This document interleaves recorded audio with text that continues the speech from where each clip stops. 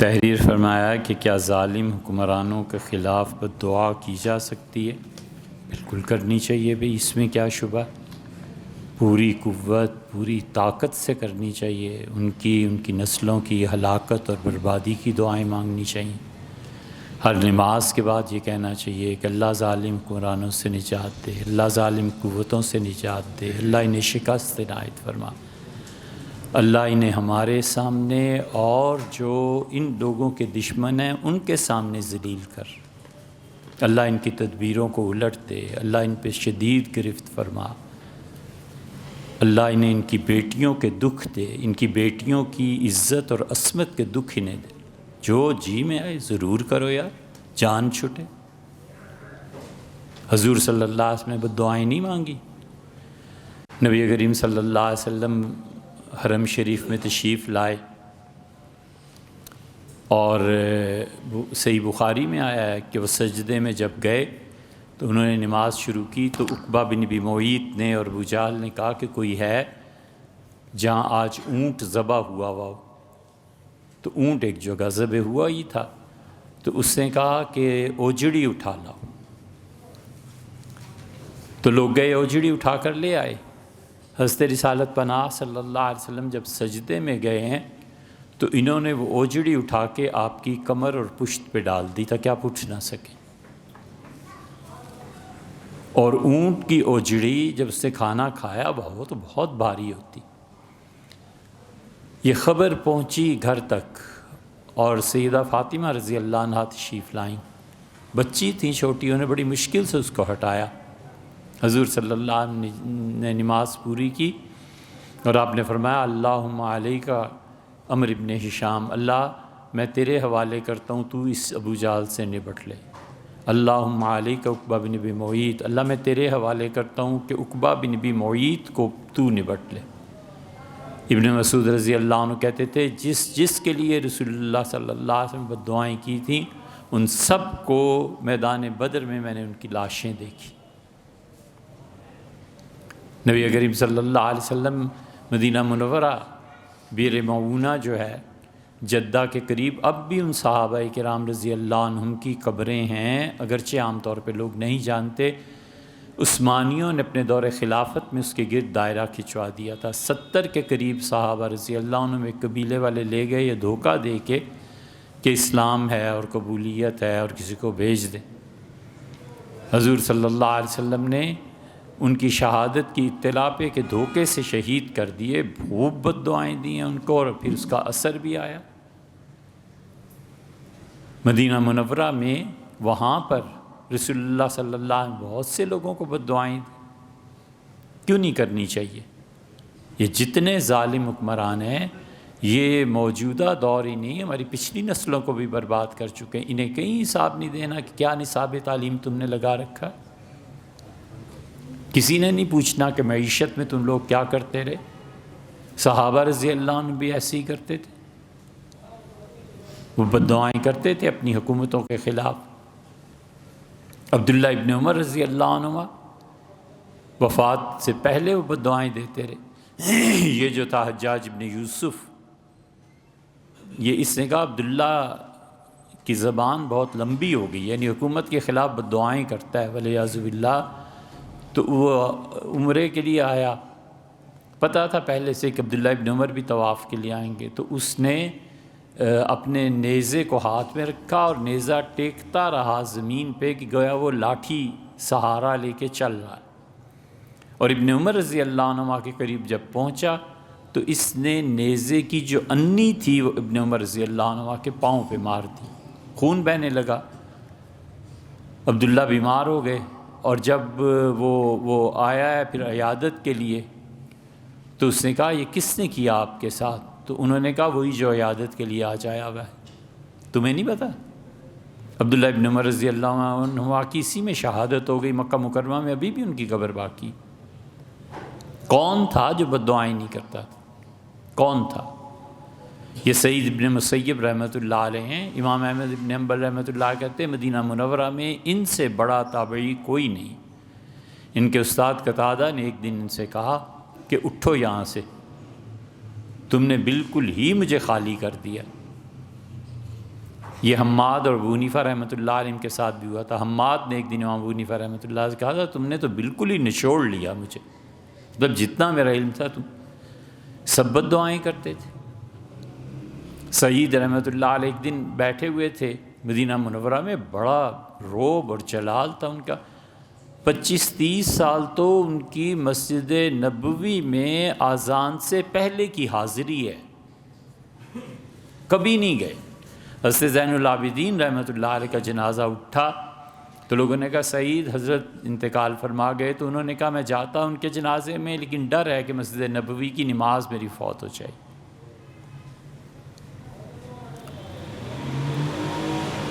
تو وہ بیٹھے ہوئے اپنے شاگردوں میں، تو ایک پولیس والا گزرا یا فوج والا، تو ان کا سناؤ تمہارے ان بڑوں کا کیا حال ہے جن کے کتے مکھن کھاتے ہیں اور جن کے غلام فاقے کرتے ہیں۔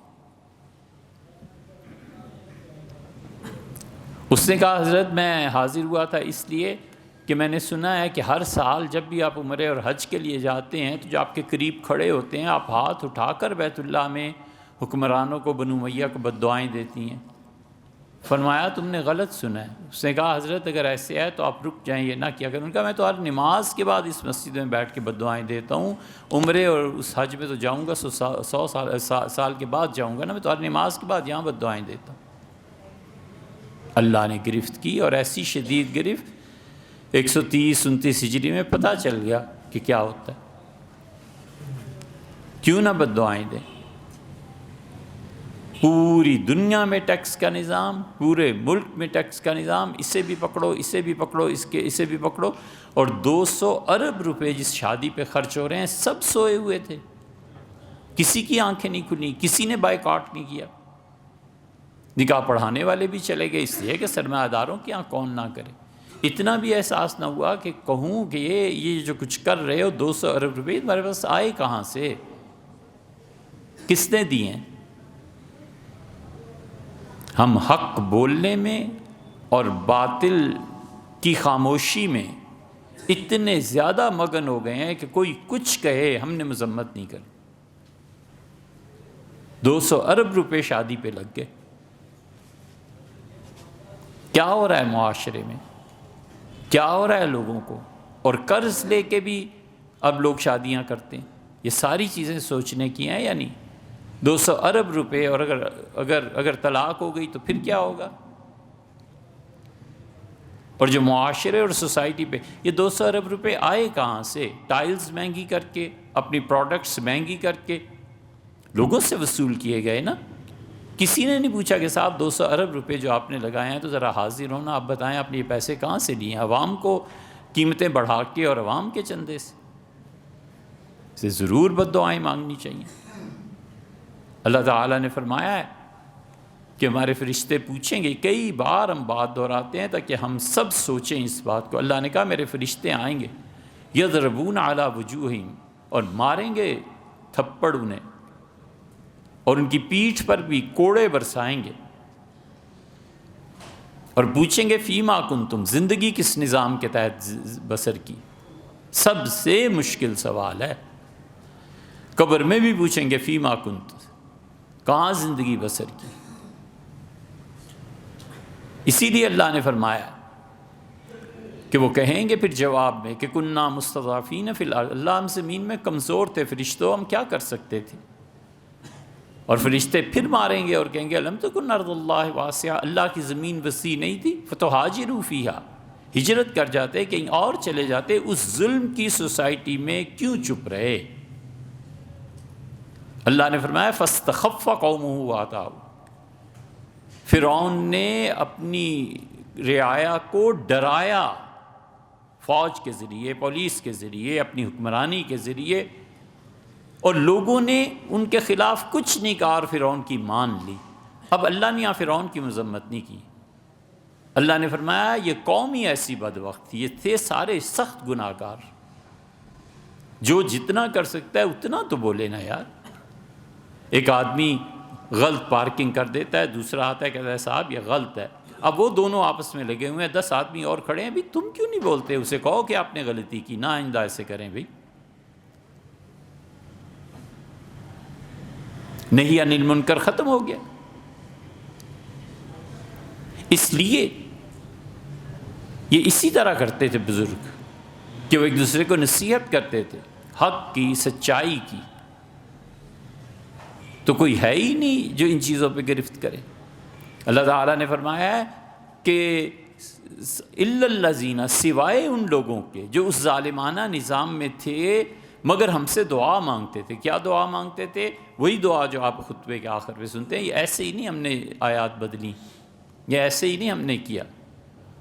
اللہ تعالیٰ نے فرمایا جو مجھ سے یہ کہتے تھے کہ ربنا اخرجنا من هذه القرية الظالم اهلها، اللہ اس نظام سے نجات دے جہاں اس کے جاری کرنے والے حکمران ظالم، وجعل لنا من لدنك وليا، اللہ ہمیں کہیں سے قوت عنایت فرما، وجعل لنا من لدنك نصيرا، اور اللہ تو مدد کر تاکہ ہم اس ظالم نظام سے نجات۔ اللہ نے یہ نہیں کہا کہ ان دعا مانگنے والوں کو میں بخش دوں گا، اللہ نے کہا صلی اللہ یعفو عنہم، ممکن ہے قیامت میں اللہ ان سے درگزر فرما دے، یہ نہیں کہا کہ میں بخش دوں گا۔ اس سے ڈرنا چاہیے ان دعاؤں کو مانگنے کے بعد بھی کہ اگر انہوں نے اسے نہ پورا کیا، اور فرمایا کہ ہم نے کہا تھا نا کہ اگر ہم ممکن ہے اور اب آؤ سامنے، تو کیا جواب دینا ہے اللہ کو حشر میں، کیا جواب دینا ہے اللہ کو قبر میں؟ تو ان ظالموں کے خلاف بد دعا تو آدمی کر سکتا ہے کہ اللہ تعالیٰ انہیں اسی طرح دنیا میں عبرت کا نشانہ بنائے جیسے اس نے فرعون کو بنایا، جیسے اس نے نمرود کو بنایا، جیسے حضرت صلی اللہ علیہ وسلم کے مخالفین کو جو اس نظام کو ختم کرنے کے در پہ تھے خدا نے برباد کیا، اللہ انہیں بھی برباد کرے۔ کرونا وائرس سے حفاظت کے لیے جو مسنون دعائیں تھیں، اس میں آپ ظلم کے خلاف جتنی رسول اللہ صلی اللہ علیہ وسلم دعائیں کی ہیں وہ دیکھیے حدیث کی کتاب میں۔ اللہم لعن کفرۃ الذین یکذبون رسلک، اللہ ان تمام کافروں پر لعنت فرما جو تیرے انبیاء علیہ السلام کو جھٹلاتے ہیں۔ وَيَتَعَدَّوْنَ حُدُودَكَ، جو حدود تو نے نازل کی ہیں اللہ ان کی خلاف ورزی کرتے ہیں۔ وَيَدْعُونَكَ مَعَكَ إِلَٰهًا آخر، اے پروردگار تیرے سوا کسی اور کو بھی پکارتے ہیں۔ ساری دعائیں آئی ہیں، اللہم شتت شملہم، اللہ ان کی عزت کو خاک میں ملا دے، اللہم دمر دیارہم، اللہ ان شہروں کو برباد کر دے جن شہروں میں یہ لوگ رہائش پذیر ہیں۔ وَأَنزِلْ بِهِمْ بَأْسَكَ الَّذِي لَا تَرُدُّهُ عَنِ الْقَوْمِ الْمُجْرِمِينَ، اللہ ان ظالموں پہ اپنا ایسا عذاب نازل فرما جو تو نے مجرموں پر نازل کیا تھا اور پھر تو نے اس کو واپس نہیں دیا، کینسل نہیں کیا۔ اس یہ کوئی مسئلہ نہیں ہے۔ حضور اقدس صلی اللہ علیہ وسلم جتنی بد دعائیں اپنے مخالفین کے لیے کی ہیں آپ لے لیں، پڑھیں انہیں۔ قرآن پاک کی مختلف رنگوں میں طباعت کی جا رہی ہے، وائٹ پرنٹ پہ مختلف رنگ کے مارکرز کی مدد سے بچوں کو سمجھایا جاتا ہے، پھر آیت مبارکہ یا دعا وغیرہ کو ڈسٹر سے مٹا دیتے ہیں۔ تعلیم کے لیے کوئی گناہ نہیں، تعلیم کے لیے اس پہ گناہ نہیں ہے۔ تعلیم کے علاوہ کوئی کرے یا کچھ اور اس کی نیت خراب ہو تو اس پہ تو ہوگا، پکڑا جائے گا، ورنہ تعلیم پہ کچھ گناہ نہیں۔ لیکن حد الوسع ان چیزوں کا احترام کرنا چاہیے، ادب اور احترام سے ہر چیز اس کے لیے ضروری۔ منت نظر کے منعقد ہونے کی کیا شرائط ہیں؟ بہت شرائط ہیں بھئی، یہ تو خالص فقہی مسئلہ ہے۔ منت میں وہ چیز جس کی اصل کتاب و سنت سے ثابت ہو وہ ماننی چاہیے، لیکن یہ مشکل ہے، آپ کسی خاص چیز کی طرف اشارہ فرما رہے ہیں تو صراحت کر دیجئے پھر بات کر لیں۔ جی کیوں نہیں، جیسے جنت میں درجے ہیں جہنم میں بھی درجے ہیں، اسی لیے تو اللہ کہتا ہے کہ ان المنافقین فی الدرک الاسفل، جہنم کے جتنے بھی درجے ہیں ان میں سب سے نیچے منافقین کو رکھا جائے گا۔ سب سے نچلا درجہ یعنی جہاں پہ جہنم کی اصل ہے اور جہاں اصل تپش ہے اور جہاں سے اصل میں جہنم پھوٹ رہی ہے، منافقین کو اللہ نے فرمایا ہم رکھیں گے تو درجے ہوں گے، کچھ ایسے درجے میں بھی ہوں گے جن کو سلا دیا جائے گا، اللہ کے ایسے بندے بھی ہوں گے جن کو خدا کی حکمت اور مشیت ہے کہ وہ انہیں عذاب دے۔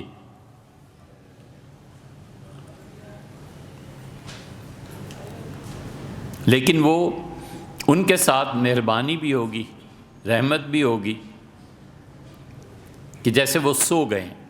اب سوتے میں آدمی بھیانک سے بھیانک خواب دیکھتا ہے، اٹھ کھڑا ہوتا ہے، پریشان ہو جاتا ہے، پھر کہتا ہے یا اللہ شکر ہے یہ خواب ہی تھا۔ تو کچھ جہنم میں ایسے بھی لوگ جائیں گے جن کی جہنم خواب کی طرح گزر جائے گی۔ کچھ جہنم میں ایک درجے میں ایسے بھی ہوں گے جو کھڑے ہو کے پڑھتے رہیں گے یا حنان یا منان یا حنان یا منان۔ تو اللہ تعالیٰ 1000 سال کے بعد ان کی طرف نگاہ کرم فرمائے گا اور انہیں کہے گا کیا چاہیے؟ وہ کہے گا پروردگار جو ہو گیا سو ہو گیا، معافی چاہیے۔ اللہ تعالیٰ انہیں معاف فرما دیں گے، چلے جائیں گے ہمیشہ کے لیے، تاکہ اللہ کی تجلیات میں زندگی بسر کرے۔ یہ زمانہ اور دن رات جو ہے نا، یہ یہاں ہے، وہاں نہیں ہے۔ لا یرون فیہا شمسا ولا زمہریرا، ہمارے بندے موسم بہار کی طرح رہیں گے، نہ سورج کی حدت اور نہ سردیوں کی ٹھنڈک، کوئی چیز انہیں تکلیف نہیں دے گی۔ یہ یہی ہے سارے بکھیڑے، وہاں پہنچ کے تو زمانہ بس جو حضرت نوح علیہ السلام کے زمانے میں مرا اور جو کل مر جائے یہ دونوں برابر ہیں، کیونکہ ٹائم نہیں نا وہاں پہ۔ تو اس لیے جنت جہنم میں بھی درجے ہیں، ایک درجے کا رسول اللہ صلی اللہ علیہ وسلم نے اور بھی ذکر فرمایا۔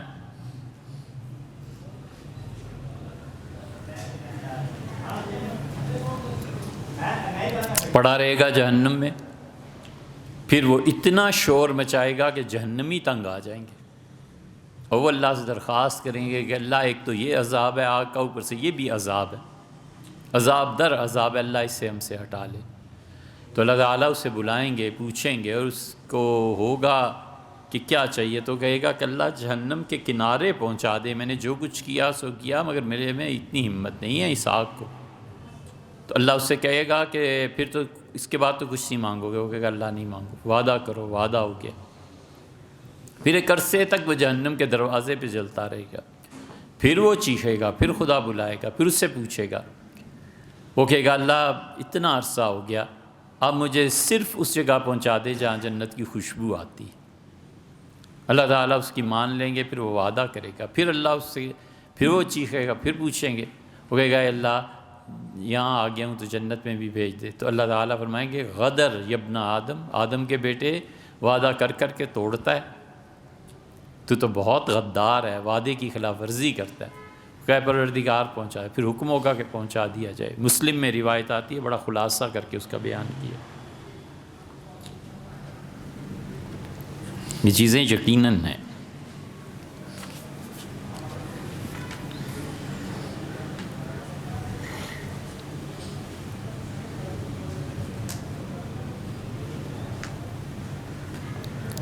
یہ جو نماز کا آپ نے طریقہ تحریر فرمایا کہ اکیلا نماز کی جماعت شروع کر سکتا ہے، ہو سکتا ہے اکیلا آدمی شروع کرے اور کوئی اس کے پیچھے آ کے کھڑا ہو جائے اور اس سے آثار قرائن آواز سے اندازہ ہو جائے تو جماعت شروع کر لے اپنی، کوئی حرج نہیں ہے۔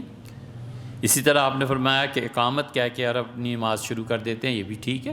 اذان بھی دی جا سکتی ہے، اقامت بھی، لیکن اذان اور اقامت کے معنی نہیں ہے کہ وہ سپیکر پہ دی جائے۔ جب پہلی جماعت کسی بھی مسجد کی پوری ہو جائے تو اس کے بعد اذان نہیں رہتی، اقامت رہ جاتی ہے۔ اگر کوئی شخص اپنے طور پہ اذان دے کے اقامت کہہ کے اپنی نماز پڑھتا ہے، یہ اس کے لیے اچھا ہے۔ لیکن جن ممالک میں سپیکر پہ اذان دینے کی اجازت ہے، وہاں ایک تو اس کو نہیں استعمال کیا جائے گا کیونکہ لوگ کنفیوزڈ ہوں گے، اور دوسرے جس جگہ امام نے نماز پڑھائی ہے پہلی، اس جگہ نہ کھڑا ہوا جائے، کیونکہ وہ لوگوں کو دھوکہ ہوگا کہ پتہ نہیں کب جماعت ہوتی ہے، یہاں کیا ہوتا ہے۔ اور تیسرے اقامت کہہ کے اپنی جماعت لوگ کرا لیں، مگر اسے عادت نہیں بنانی چاہیے۔ جیسے مارکیٹ ہے، پہلے بیٹھے رہے اور پھر چلو حاجی صاحب وہ دیر ہو گئی تھی آج، تو چلو آپ بھی چلیں، نماز جماعت سے پڑھ لیں گے۔ تو جو پہلی جماعت ہوئی تھی اس میں کیا کر رہے تھے؟ پیسے کما رہے تھے، یہی تھا نا، گاہک کھڑے تھے۔ یہ چیزیں عادت بنا لینا درست نہیں۔ ویسے درست ہے کہ کبھی آدمی کی نماز رہ جاتی ہے جماعت سے تو اس طرح اپنی جماعت۔ یہ پرنٹنگ میں دوسرا سوال آپ نے بہت فاصلے سے درج کیا، یہ درمیان کا کاغذ کہاں جائے گا؟ ایک اور درخت کٹوانا ہے۔ جماعتی سے متعلق دوسرا مسئلہ یہ ہے کہ نماز کی جماعت کے لیے اذان لازمی ہے۔ نماز کی جماعت کے لیے اذان لازمی. اچھا، اگر کسی نے بغیر اذان دی ہوئے جماعت میں نماز ادا کر لی تو کتنی نماز ہو جائے گی؟ یعنی مطلب آپ کا یہ ہوا کہ جماعت کے لیے اذان ضروری ہے. ضروری بائی معنی کہ اصلاً تو اذان سنت موقدہ ہے. لوگ اگر طے کر لیں کہ اذان نہیں دیں گے تو پھر تو ان کے خلاف جہاد کیا جائے. زبردستی حکومت اذان دلوائے اور وہاں پہ قانون کو نافذ کرے کہ مسلمانوں لہٰذا اذان نہ دینے کا کیا مسئلہ ہے تمہارا. اور یہ کہ کوئی آدمی اس نے اذان سنے بغیر جماعت پڑھ لی، یا اس مسجد میں اذان ہی نہیں ہوئی اور اس نے نماز پڑھ لی، نماز اس کی بہرحال درست. کراہت کا فقہا نے لکھا ہے، لیکن عمومی طور پہ کبھی اذان ہو جاتی ہے مسجد میں.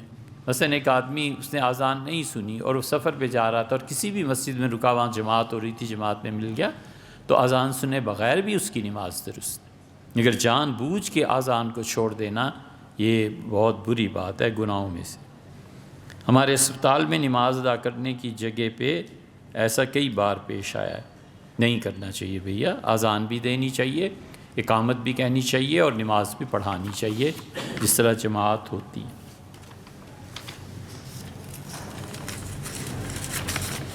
حضور صلی اللہ علیہ وسلم نے اذان دینے کے اتنے فضائل بیان کیے ہیں کہ سیدنا عمر رضی اللہ عنہ کہتے تھے کہ اگر خلافت نہ ہوتی تو میں مسجد نبوی کا مؤذن ہوتا.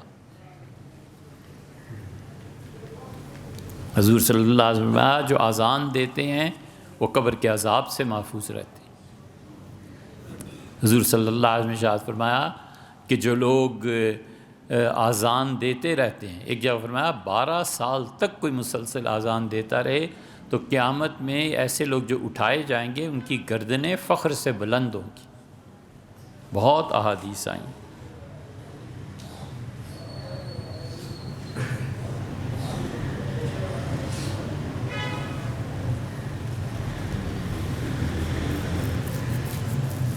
قرآن کریم کے سمجھنے کے لیے عربی کی کون سی ڈکشنری کافی ہے؟ الفاظ جو قرآن کریم کے ہیں بہت جگہ بہت ڈکشنریز اس معاملے میں لکھی گئی ہیں. اگر آپ عربی جانتے ہیں بنیادی طور پہ تو مقاییس، معجم المقاییس فارس بن زکریہ کی ہے سب سے اچھی کتاب ہمارے تجربے میں وہ آئی کہ وہ ہر لفظ کی جڑ پکڑ لیتا ہے کہ اصل میں یہ لفظ چلا کہاں سے، پھر اس لفظ کے اطلاقات جتنے ہوتے ہیں ان کا پتہ چلتا جاتا ہے. تاج العروس ہے. تاج العروس تو جب لکھی گئی، یہ زبیدی رحمۃ اللہ نے لکھی تھی، اسے سونے سے تولا تھا بادشاہوں نے، اور مصنف کو سونا دیا تھا کہ اتنی کمال کی چیز انہوں نے لکھی.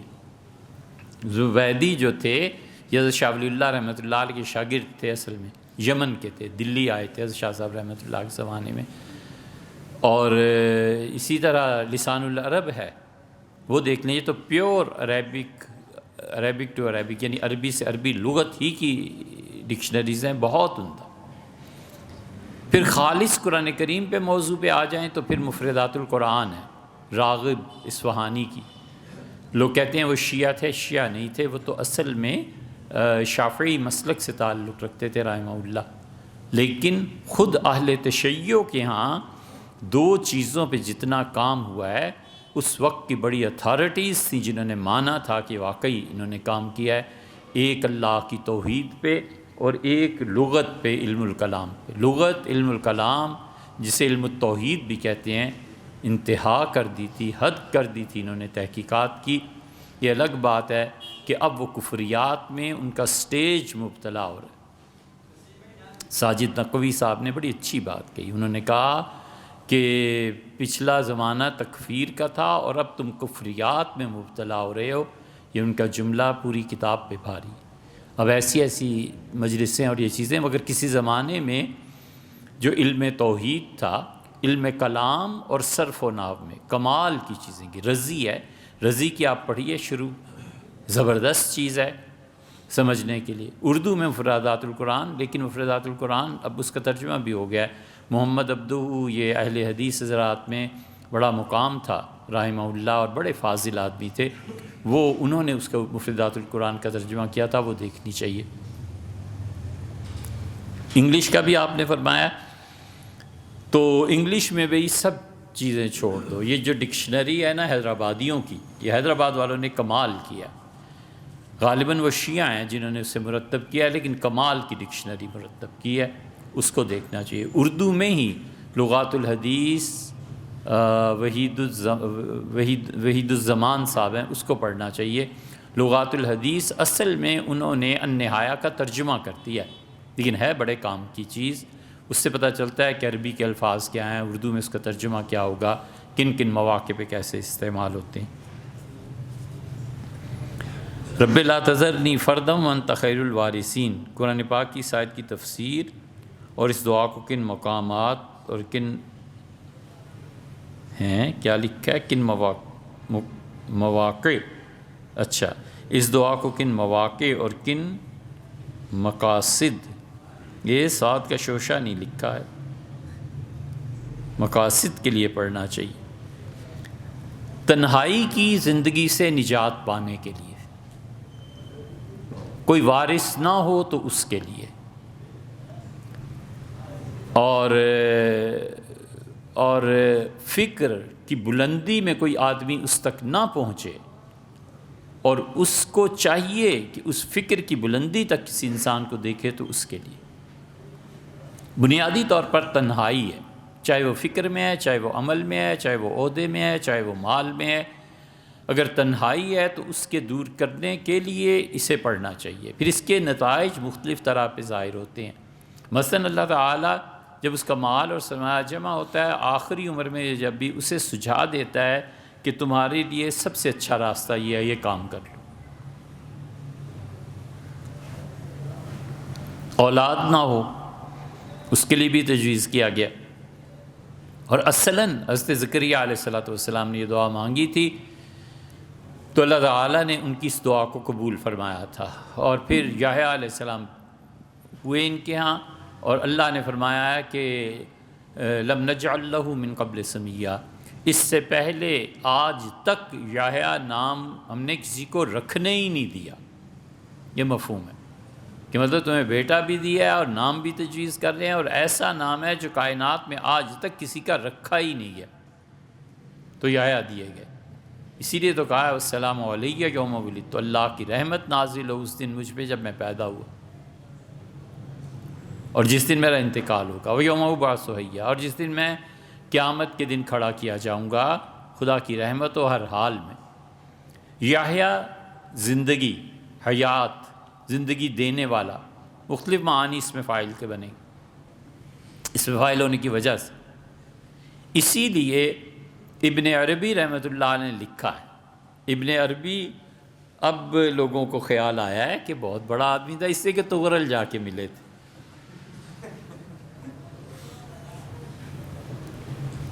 ابن عربی رحمۃ اللہ علیہ ویسے بھی بڑے آدمی تھے۔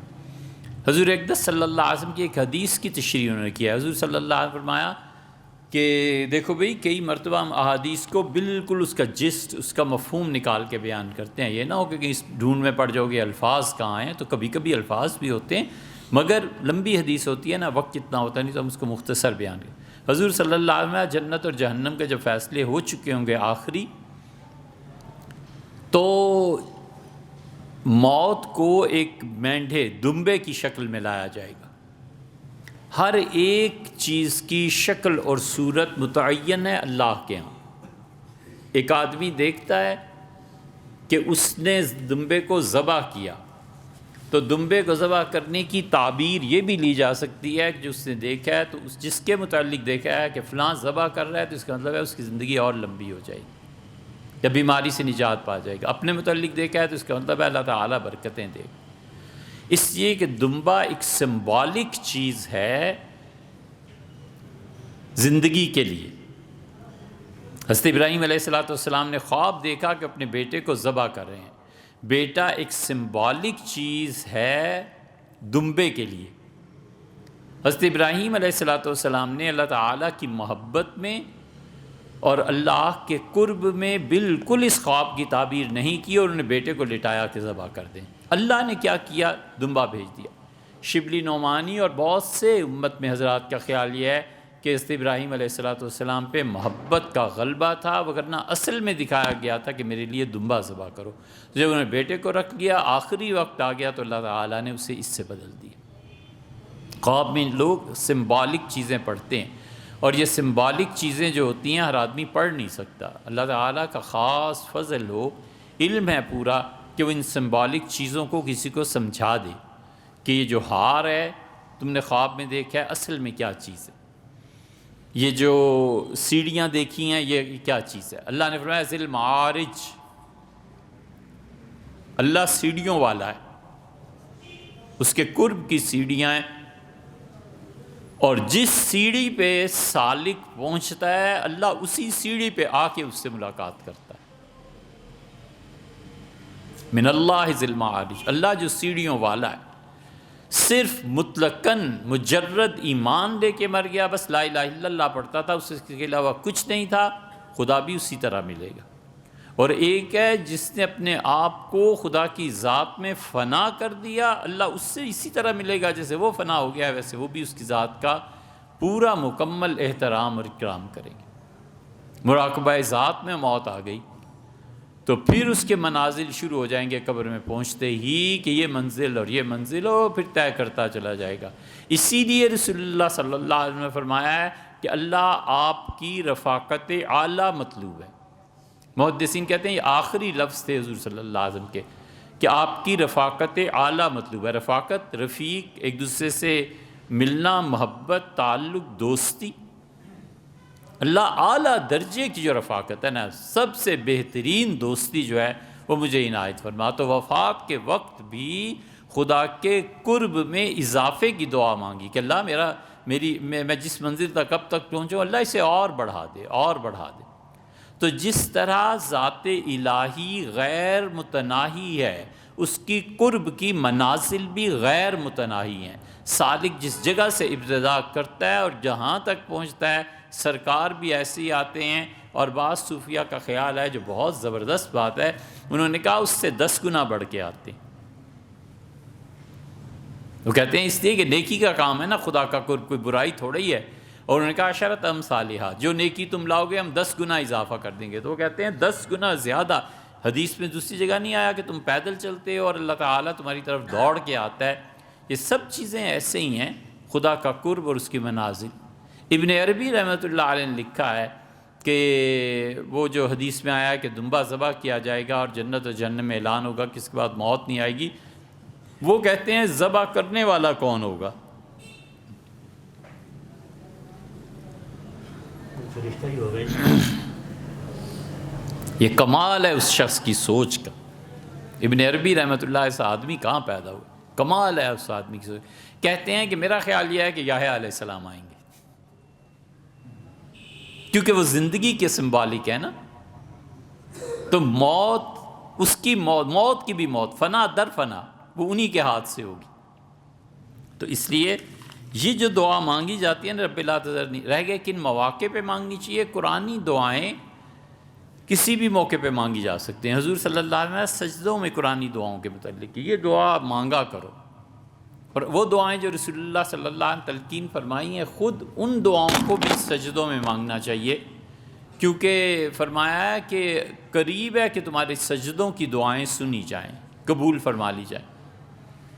اسی طرح کب مانگنی چاہیے؟ آذان اور اقامت کے درمیان، یہ جو 15 منٹ 20 منٹ ہوتے ہیں، یہ دعا کا موقع ہے کہ اذان کے بعد آ جائے مسجد میں، جو بھی سنتیں وغیرہ پڑھنی ہیں، پھر فرض تک بیٹھ کے اللہ سے دعا مانگتا رہے۔ یہ بہترین موقع ہے، کیونکہ رسول اللہ صلی اللہ علیہ وسلم فرمایا کہ آذان اور اقامت کے درمیان تمہاری دعا وہ قبول ہوتی ہے، لوگ اس سے غافل ہیں۔ نکاح کے آخر پہ جو مجلس ہے نا، اس میں دعا قبول ہوتی ہے، اللہ کے فرشتے آتے ہیں اور آمین کہتے ہیں، اس میں دعا مانگنی چاہیے۔ ہمارے زمانے میں تو خاص طور سے دعا مانگنی چاہیے کہ اللہ تعالیٰ طلاق سے بچائے۔ اتنا شدید یہ رجحان بڑھ گیا ہے کہ کبھی ہوتا تھا وقت لوگ نماز روزے کے مسئلے پوچھتے تھے، اب ہر روز 2-3 فون آتے ہیں، 3 طلاقیں اور 1 طلاق اور یہ اور یہ۔ اللہ تعالیٰ سے خاص طور پہ دعا مانگنی چاہیے کہ ظالموں کے علاوہ اللہ ہر ایک کی ماں بہن بیٹی کو محفوظ رکھے، مگر ظالموں سے اللہ انتقام لے اور خدا کرے وہ اپنی بیٹیوں پہ سر رکھ کے روئیں، خدا کرے وہ خودکشی کریں، ان کے ساتھ وہ کچھ، انہوں نے پوری قوم کو برباد کیا ہے، آپ کو ایک کا خیال آتا ہے، ہم کہتے ہیں پوری قوم کدھر جا رہی، ہم کس راہ پہ چل رہے ہیں، ہم کیوں سود کے نظام میں پھنسے ہوئے ہیں، کیوں اللہ سے جنگ مول رہے ہیں، اس سود کے خلاف کوئی نہیں بولتا، یہ کیا ہو رہا ہے، یہ ظلم نہیں ہے؟ آپ کے لیے شاید حیرت کی بات ہوگی، شہنشاہ حسین نقوی جو اہل تشیع کے بڑے عالم دین ہیں، وہ تشریف لے گئے تھے عمران خان صاحب سے دستخط کرانے، اور انہوں نے اس پہ دستخط کیے ہیں مسودے میں کہ اہل تشیع پر فقہ جعفریہ نافذ ہوگا، بس یہ بہت بڑی کامیابی ہے جو انہوں نے حاصل کی ہے کہ ہمارے نزدیک کسی بھی حکومت کے ادارے کا کوئی فیصلہ قابل قبول نہیں، سپریم کورٹ ہو یا ہائی کورٹ ہو، کچھ بھی ہو، اگر اہل تشیع کا مسئلہ ہے تو ہم اپنے مسلک کے مطابق اس کا حل کریں گے، اور وہ فائل ان دنوں پریزیڈنٹ کے پاس پڑی ہوئی ہے، پریزیڈنٹ نے سائن کرنے ہیں، اور فقہ جعفریہ کے جو اہل تشیع سے حضرات تعلق رکھتے ہیں، کوئی کورٹ ان کے خلاف فیصلہ نہیں دے سکتی، وہ وہی ہوگا جو وہ چاہیں۔ فقہ حنفی کیوں نہیں؟ ہمارے لیے قانون کیوں نہیں؟ ہم انگریزوں کے قانون کے تحت کیوں زندگی بسر کریں؟ اللہ کہتا ہے کہ وَمَن لَّمْ يَحْكُم بِمَا أَنزَلَ اللَّهُ، اور وہ لوگ جو فیصلے نہیں کرتے اس قرآن کے مطابق جو ہم نے نازل کیا ہے، فَأُولَٰئِكَ هُمُ الْفَاسِقُونَ، پرلے درجے کے گناہ گار۔ کیا پیر کا ہونا ضروری ہے؟ اگر پیر کی مثال ایک استاد جیسی ہے تو ایک سے زیادہ ہو سکتے ہیں، جیسے اساتذہ ہوتے ہیں، سب کے ثمرات کیا ہوتے ہیں؟ یہ بھیا بہت طویل سوال ہے۔ خلاصہ یہ ہے کہ آدمی کو کہیں نہ کہیں جا کے اپنی تربیت کرانی چاہیے، ہمیشہ کہیں نہ کہیں سے دین میں رہنمائی کا تعلق قائم رہنا چاہیے، اس لیے کہ ہم میں سے کوئی آدمی بھی اپنے نفس کے مکر سے پوری طرح آگاہ نہیں ہے، ہم اپنی نفسانی خواہشات میں ڈوبے ہوئے ہیں، اور وہ باہر کنارے پہ کھڑا دیکھ رہا ہے تو انسٹرکشن دیتا ہے نا کہ اپنے آپ کو بچاؤ، بس یہ حیثیت ہوتی ہے۔ پہلے لوگ کہتے تھے کہ تو بہت بے پیرا ہے، بے پیرا اسی لیے کہتے تھے یعنی تمہاری تربیت کسی نے نہیں کی، تو اس لیے کہیں نہ کہیں سے تعلق ہونا چاہیے۔ رہ گئی یہ بات کہ ایک ہو یا زیادہ ہوں، اصولاً تو اجازت زیادہ کی بھی ہے، کوئی مسئلہ نہیں، بہت سے مشائخ سے اپنا تعلق بھی رکھتا ہے، اور پرانے زمانوں کو آپ پڑھیں تو اس میں ہوتا تھا کہ یہ میرے شیخ ہیں اور بیعت میں ان سے ہوا ہوں، تربیت میری اس کے لیے میرے شیخ دوسرے ہیں، دین کی تعلیم کے لیے شیخ دوسرے ہیں، وغیرہ وغیرہ۔ حضرت شیخ عبد القادر جیلانی رحمۃ اللہ علیہ کے 20 سے زیادہ مشائخ تھے، خواجہ باقی باللہ رحمۃ اللہ علیہ کے 7 سے زیادہ، 7 مرتبہ شیخ بیعت ہوئے تھے، اور 7 مرتبہ خواجہ باقی باللہ رحمۃ اللہ علیہ بیعت ہوئے، اور 7 نے کہا کہ لڑکے تمہاری استعداد بہت ہے، تمہاری پیاس بہت ہے، ہم خشک ہوئے ہیں، جاؤ کسی اور کو تلاش کرو، جاؤ کسی اور کو۔ آخر پہ خواجہ امکنگی جب ان کے ہاں پہنچے تو پھر سمندر مل گیا انہیں، اور وہ کچھ انہوں نے بنایا کہ آگے چل کے حضرت مجدد الفسانی رحمۃ اللہ علیہ جیسا آدمی اللہ نے لا کے ان کی گود میں ڈال دی، شام تک بات ہو سکتی ہے اس میں۔ شاہ عبد القادر صاحب رحمۃ اللہ علیہ اکیلے رہ گئے تھے اپنے شیخ کے انتقال کے بعد، کبھی ادھر چلے گئے، کبھی ادھر چلے گئے، کبھی کسی کے ہاں، اپنے شیخ کے خلفاء کے ہاں۔ اللہ کو منظور تھا کہ وہ رائے پور میں آ کے بیٹھے، اور جب رائے پور میں بیٹھے اور آئے تو اللہ تعالیٰ نے ان کی زندگی کی ساری تنہائی کے عوض میں اتنا کچھ دے دیا کہ ہم نے خود مولانا ابو الحسن علی ندوی رحمۃ اللہ علیہ سنا، حضرت نے بیان فرمایا کہ ہمارے شیخ، ہم نے ایک سوال پوچھا تھا مولانا منظور صاحب نعمانی رحمۃ اللہ علیہ کے متعلق، تو حضرت نے فرمایا بھئی ان کی کیا پوچھتے ہو؟ ہمارے حضرت فرماتے تھے کہ قیامت میں اللہ تعالیٰ اگر پوچھے کہ کیا لائے ہو تو 2 آدمیوں کا نام لیا، فرمایا ہم انہیں پیش کر دیں گے کہ یہ لائے، پھر فرمایا مولانا منظور نعمانی کا نام حضرت رحمۃ اللہ علیہ لیا تھا۔ اب دوسرے کی جستجو ہمیں ہوئی تو پھر ہم نے مولانا منظور نعمانی صاحب رحمۃ اللہ علیہ خدمت میں حاضری ہوئی تو ہم نے پوچھا تو فرمانے لگے خود مولانا ہی تو تھے، حضرت نے میرے سامنے ان کے متعلق بھی فرمایا تھا کہ 2 آدمی ایسے تیار کیے ہیں اللہ تعالیٰ۔ قیامت میں ویسے لوگوں کا عجیب حال ہوگا سر سید کہتے تھے مجھ سے پوچھیں گے کہ کیا لایا تو میں حالی کی مسدس کو پیش کر دوں گا کہ یہ لے کے آیا. علامہ اقبال سے پوچھا گیا تو ان کے شکوہ جواب شکوہ کافی ہے، یہ لایا. شاہ عبد القادر صاحب محدث دہلوی رحمۃ اللہ علیہ نے لکھا ہے کہ جب سارے گناہ گار پیش ہوں گے من نیز حاضر می شوم، میں اپنا قرآن کریم کا ترجمہ اپنے ہاتھوں میں اٹھائے ہوئے یہ پیش کر دوں گا کہ ساری زندگی اس پہ گزاری. بھوپال میں جھگڑا پڑا ریاست کا، حمید اللہ علی گڑھ کے پڑھے ہوئے، علی گڑھ کے ان افراد میں سے ان علی گڑھ والوں کو ہمیشہ ان کے نام کے ساتھ فخر رہے. حمید اللہ نے بہت کام کیے. متحدہ ہندوستان میں لارڈ ماؤنٹ بیٹن نے انہیں پیشکش کی وزارت کی، پورے ہندوستان کے، ان کا نہیں. میں بس کچھ ایسا کام کرنا چاہتا ہوں کہ مسلمانوں میں قوت فخر احساس پیدا ہو کہ کتنی بڑی امت. جھگڑا جیسے ریاستوں میں ہوتا ہے تو کہنے لگے میں ریاست بھوپال چھوڑ دوں گا، نوابی چھوڑ دوں گا، مگر والدہ کے پاؤں میں جو جگہ ہے نا وہ میری ہی ہے. کسی نے ایک دن کہا کہ حمید اللہ آپ اتنا کیوں اصرار کرتے ہیں؟ انہوں نے کہا تم سب تو کچھ لے جاؤ گے، مجھ سے پوچھیں گے تو میں عرض کروں گا کہ آپ نے فرمایا تھا کہ ان کے قدموں میں جنت ہے، میں اس لیے یہ لے کے آیا، میری جنت یہ. ایسے لوگ سوچتے تھے. ہم کیوں نہیں اس انداز سے سوچتے؟ پڑھا ہو تو تب نا.